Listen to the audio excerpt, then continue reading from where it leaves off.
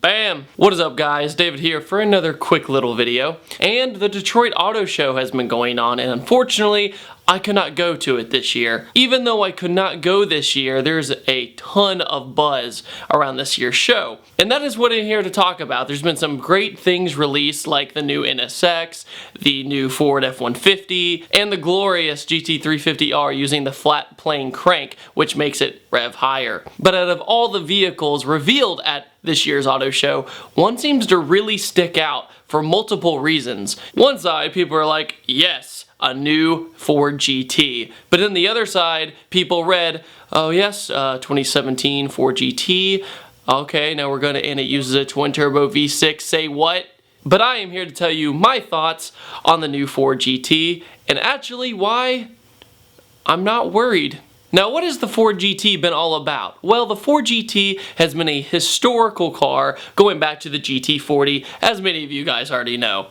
I'm kind of talking in a broken record here. But the GT40 was essentially a blank check to make the baddest of the bad race car to take down Ferrari. Now, did they succeed? Yes, using the best technology at the time. It was very progressive. Big old V8, lightweight, go! Then fast forward a long time, and then we get the tribute model. The 2005 model Ford GT is the tribute to the old car. Now, being a tribute, it used a big beefy V8, it sounded glorious, and it was very traditional and classy, and it looked that much different than the original. A little bit taller, I think it was like 3 inches or something like that. But now we fast forward to now, and now we have the brand new Ford GT, and people are screaming, sacrilege. How dare you not put a V8 in this thing? Well, of course, I had to be curious. I was like, okay, they're using a twin turbo V6, but why? So I did a little bit of digging, and along with the help of some friends, I realized why they use this engine. First of all, let's just get out of the way. Like I said, the Ford GT has always been a car of progression and spirit, and going forward in the racing world. And sometimes, to go faster, you use a different technique. I think Ford's mentality right now is if you want the big beefy V8, get the GT 350 or GT 350R for that matter. So you get the nice sound, the high rev, or whatever. But if your goal is to just go fast, you get the Ford GT. Double clutch gearbox, twin turbo V6 pushing 600 plus horsepower. But here's where things get really interesting. This V6 has actually really proven itself. It has been used in the Tudor Racing Series and actually broke the world record at Daytona. With the switching of the twin turbo V6 from their V8 package on their last race cars, this car went 222 miles per hour. That is ridiculous. So imagine that, this lightweight V6 twin turbo in a customer street car. That is awesome to me.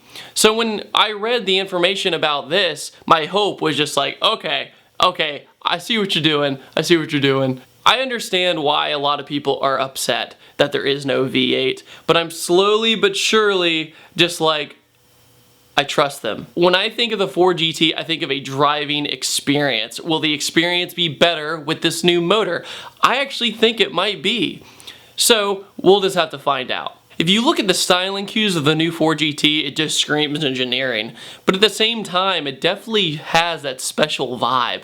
When they unveiled it, my brain instantly went, that's a Ford GT. You know, it wasn't one of those cars where they took off the tarp and I'm like, that's not the car I expected.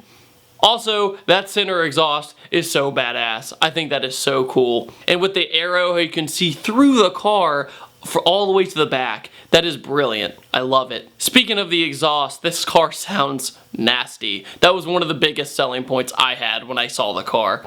I was like, okay, twin turbo V6, they say it's their best motor ever, and then they turned the car on. I was like, oh, that's why. All it is turbo spool. And in this day and age, turbos are just a part of our car culture. It's just how it is. There's so many companies going to smaller displacement and going faster. And I know for a fact I'll be so excited to see a Ford GT someday at a Cars and Coffee or something and see it leave and hear it blow off. I think that's going to be so cool. But I think a big part of that is part of my generation, very much the tuner car generation. So when you have that kind of element, I feel as though I'm not as against it at first. You can really tell they worked hard on this design. I mean, even the headlights are leveled like that, and in the middle has a GT badge. I'm just like, all those little tiny cues. You open the door, and on the bottom it says GT as well. So lots of carbon fiber, lots of engineering. This car is gonna be wicked. I remember just about a year ago, I was discussing with a friend about Corvettes and Mustangs and Camaros and all that, and I was just like, man, I really wish we had a new Ford GT. As you guys know, I love cars of all brands and all countries, but I really do believe Ford stole the Detroit Auto Show with this car. Was it awesome? Yes. Was it controversial? Yeah. The car world is progressive. It goes in a different direction, and it's very unpredictable sometimes. We're in a time of age where we have supercars that use electric motors with gasoline engines. So that we're going to this V6 is not very shocking. And I'm gonna pull that tuner kid card and say, how many other cars have been successful with 6 cylinders? 2JZ, RB26, flat 6s from Porsche, the V6 from the new GTR. There's so much potential in turbo 6 cylinders that are just, it's gonna be awesome. I'm so excited to see what this car does. The interior, of course, looks awesome as well. Very modern, very classy at the same time. It's gonna feel like a cockpit of a fighter. I have to sit in one. So overall, as you guys can tell, I'm all for the new Ford GT. So with that, the question of the day is, what do you guys think about the new Ford GT? Do you think it's complete sacrilege that they're getting rid of the V8? I don't, but I would love to hear your opinion. Thank you all so much for watching this quick little video, and I will see you guys next time, and take it easy. Have a good one.